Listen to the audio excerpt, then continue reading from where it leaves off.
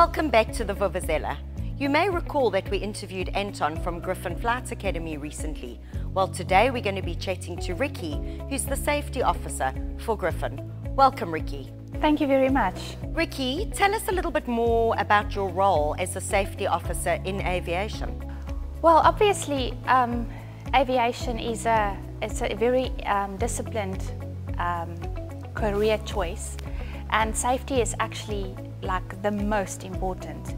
You know, if there's no safety, you cannot take off in any type of aircraft.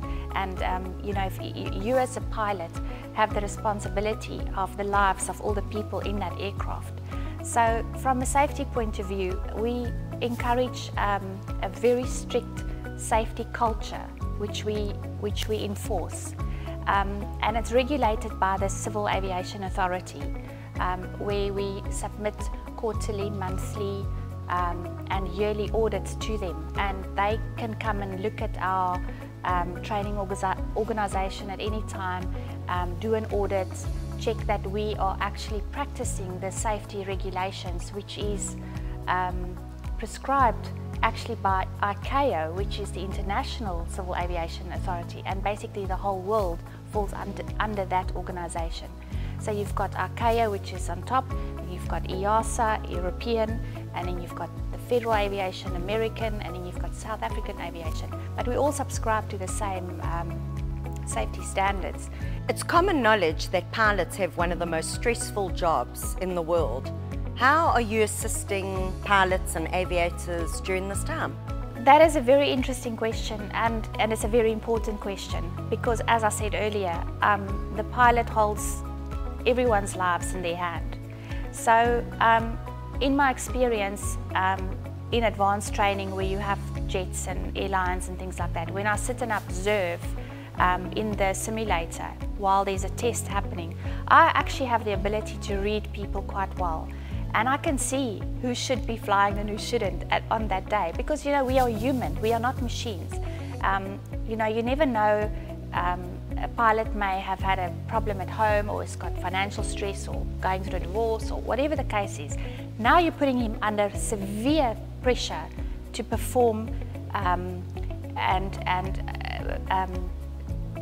that becomes quite evident when you interact with them. So what I do personally, I don't know what the other safety officers do, but when I get a situation like that, I stop the whole training moment, and then I will take him out and say, come, let's have a chat, and I will start asking questions, and I will have a very informal chat, and I will ask questions without them actually knowing that they're opening up to me. And then I will make a call, and I'll say, look, come back tomorrow, go home, have a chill, go through your work again, come back tomorrow, try again, or let's take a break, let's just take a breather, now they're feeling better, and then you can continue. Because when we do an actual assessment in a simulator, that determines whether that person is fit to fly.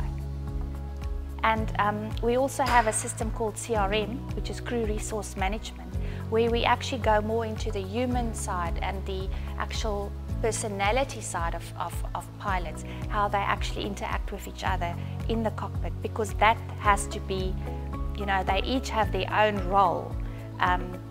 The captain has a specific job description, the co-pilot has a specific job description, and if there's a lack in communication, that thing is doomed. So we teach them how to deal with that stress, how to deal with risk assessment, how to deal with identifying a problem, and not to be scared to tell your captain, I'm not agreeing with your decision here, why don't we do it like that? So there's a very important role in proper communication. Ricky, thank you so much for joining us today, and to our viewers out there, if you want to know anything about aviation, Gryphon Flight Academy is your go-to. Till next time.